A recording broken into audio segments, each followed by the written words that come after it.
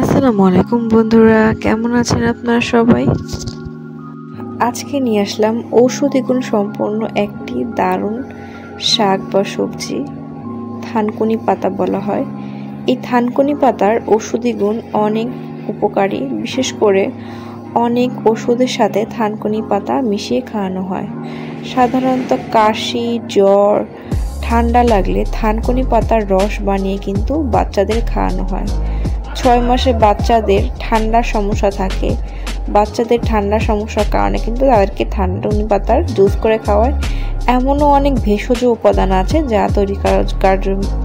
তৈরি করার মাধ্যমে থানকুনি পাতা কিন্তু ব্যবহার করা হয়।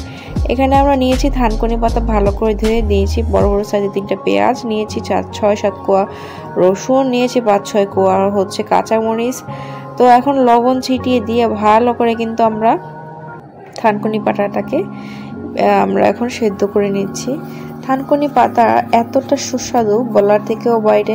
আর তাছাড়া কথা, এই থানকুনি পাতায় কিন্তু প্রচুর পরিমাণে ভিটামিন রয়েছে। আমরা এখন 2 মিনিটের জন্য ঢেকে দিব। ঢাকা হয়ে গেলে কিছুক্ষণের মধ্যে আমাদের দেখুন কি সুন্দর একটা কালার চলে আসছে। আর এইভাবে থানকুনি পাতা ভর্তা খেতে কিন্তু অনেক বেশি ভালো লাগে।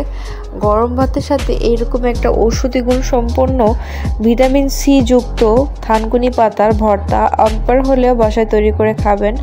গরম ভাতের সাথে এই ভর্তাটা খেতে খুবই উপকারী। আর তাছাড়া এই ভর্তায় রয়েছে, থানকুনি পাতা রয়েছে প্রচুর পরিমাণে ভিটামিন সি, যা আমাদের শরীরে ভিটামিন সির ঘাটতি কিন্তু পূরণ করতে খুব সাহায্য করে। ঠোঁটে ফোড়া বা মুখে ঘা বা ঠান্ডার সমস্যা, সর্দি জ্বরের সমস্যা থাকলে কিন্তু নিয়মিত থানকুনি পাতা জুস খেলে কিন্তু এই সমস্যার সমাধান হতে পারে বন্ধুরা। তো বাজারে গিয়ে একদম টাটকা থানকুনি পাতাটা পেয়েছিলাম, তো ভালো করে এখন রান্না করে নিচ্ছি বন্ধুরা, দেখুন। তো বন্ধুরা, এখন থানকুনি পাতাগুলোকে ভালো করে পাটায় বেটে নিতে হবে। এইভাবে একবার হলেও বাসায় থানকুনি পাতার ভর্তা তৈরি করে খাবেন।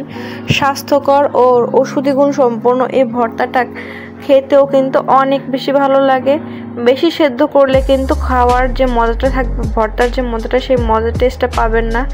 বিশেষ করে পাহাড়ি অঞ্চলে আদিবাসীরা কিন্তু প্রচুর পরিমাণে এই থানকুনি পাতা খেয়ে থাকে, কারণ থানকুনি পাতা সত্যি অনেক বেশি ওষুধি উপাদান রয়েছে। তো যারা এখনও চ্যানেলটাকে সাবস্ক্রাইব করেন নাই, প্লিজ চ্যানেলটাকে সাবস্ক্রাইব করে দেবেন। কেমন লাগলো আজকের এই মজাদার থানকুনি পাতার রেসিপি? এই রেসিপিটা যদি ভালো লাগে থাকে আমাদের চ্যানেলের সাথে থাকবেন, পাশে থাকেন, বেল আইকনটি ক্লিক করে দিবেন। তো আজকে এখানেই শেষ করলাম। আল্লাহ হাফেজ।